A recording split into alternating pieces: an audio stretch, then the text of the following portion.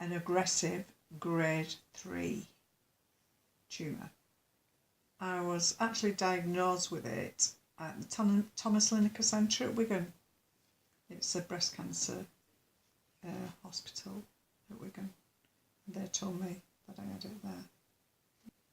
Actually, on the day when they told me it was 1.5 centimetres, so that's quite small, Alex, right?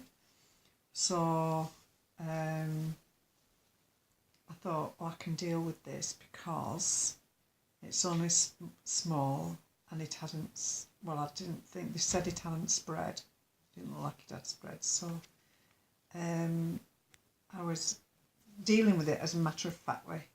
Oh, I'm going to get through this. I can deal with it because the results, even though they weren't good, they were good. It was only a small tumour. Yeah. So I thought, I'm going to deal with this. Didn't even cry. At that point, I didn't. I think you just you're in a bit of a state of a shock at first when you first get told that you have got it, you see. So I think it takes a while to get into your system, thinking, I've got this. But in my mind, I was thinking, I'm going to deal with it. You know what I'm saying? It's really not as bad as what it sounds. Do you know what I mean? And I'm going to get through it. That's what I thought. Believe you me, Alex, when I went through that chemo, I was very unstable because it makes you so ill. Well, first of all, you're having like poison put into your system because what that chemo does, the actual treatment I had was called FEC, and FEK, and each one of those words represents a drug, but I can't remember what they were. Very potent, very strong. So when you're having that pumped into your system on the Monday, what happens is over the next few days, it's killing all those. Well, I only had this preventative measure. I only had the chemo. They said I didn't have to have it, right? But I had tests after they initially first diagnosed the breast cancer, and then I had tests when they took the lumpectomy. They took the lump out, but they said it hadn't spread into my lymph nodes. But because mine wasn't a hormonal cancer, they said microscopic dots can still go into your bloodstream, right? And they don't know if those microscopic dots have gone in or not. 8 to 9 out of 10, they haven't. But because they want to make sure, they wanted to overtreat me. So they were saying, it's up to you, Marie, you can either have it or not, but we recommend it because your type of breast cancer wasn't hormonal. If it's hormonal, they usually give you like a drug to suppress your estrogen levels down for 5 years, but mine wasn't hormonal. So they were saying to me, I've no backup. You know what I'm saying? So the chemo, I didn't have to have it, and I really, really did not want it because you hear all these horrible things about chemo. You know what I mean? And then anyway, so I had it on the Monday, and by the time weekend comes, you're absolutely on your back because it's wiped all your good cells away and your bad cells. You know what I mean? So that wasn't a good time. Also, after about the second lot of chemo, my hair started coming out in tufts. So that just,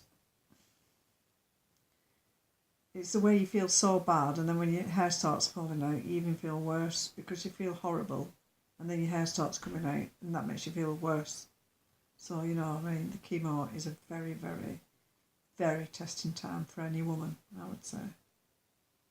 You just feel very unfeminine. you feel ill because of the chemo, so you feel a bit yucky, sickly. Then your hair starts coming out and you're thinking, I want to get it back. I want to put it back on and you can't do it. It's coming out all over the place and you think, oh no. Makes you feel kind of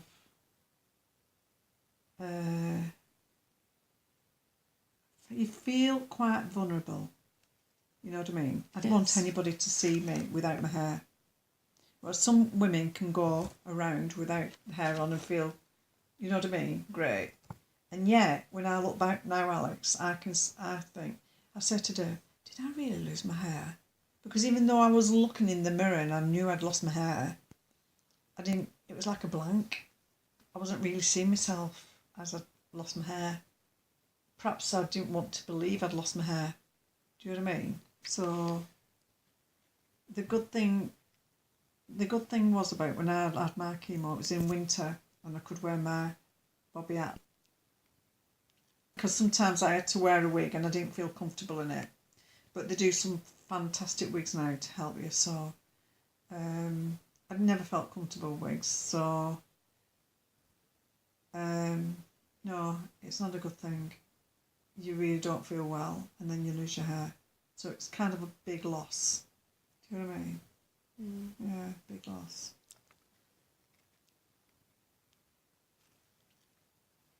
Well, it's kind of a thing. Hey, I'm only young. Do you know what I mean? I'm only young, this shouldn't be happening to me. You know what I mean? It's kind of a thing. It's kind of a bit of a disbelief, in a way. You know, that kind of feeling, you know. It was very difficult because my mum was very ill and she'd just come through cancer treatment, a lot of cancer treatment. She had 8 lots of chemo and then I had to tell my mum, Alex, that I had breast cancer when she'd just been so ill. So it was a very difficult time for me to tell her that.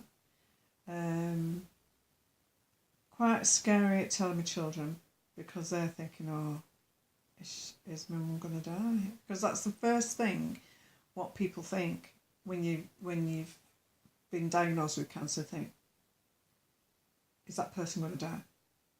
It's usually from a child's point of view. Because they think, oh, I hope my mum is going to be alright, you know what I mean?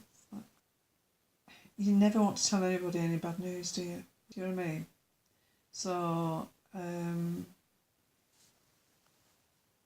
but they're quite positive people and think, oh, you'll get through it, Mum, you get through it, you know what I mean? So I try to make it out that it's not as bad as what it is. Try and not be too heavy with it when I told them, you know what I mean? It was probably in here or in the other lounge. I don't think you're ever really cured of it, but they say if you get past them first 5 years, you're in remission for 5 years, you see, and I'm just on my 5th year this time. So by June this year, that will be my 5 years, you know. So after that, it's just every day's a bonus, if you know what I'm saying. Nobody, because there's 1 in 3 people get cancer. So, but nobody's immune from it. Nobody at all.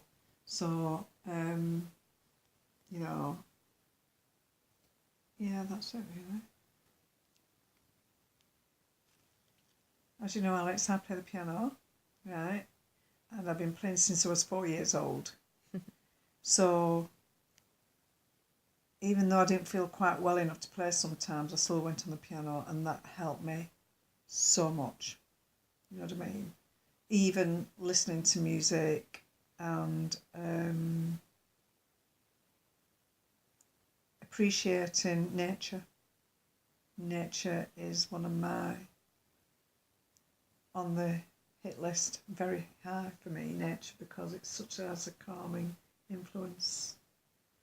You know what I mean? On how you feel. If you get yourself to a where there's some beautiful trees, and the sun's coming through, and it's so quiet, and you can hear the birds and meadows and wildflowers.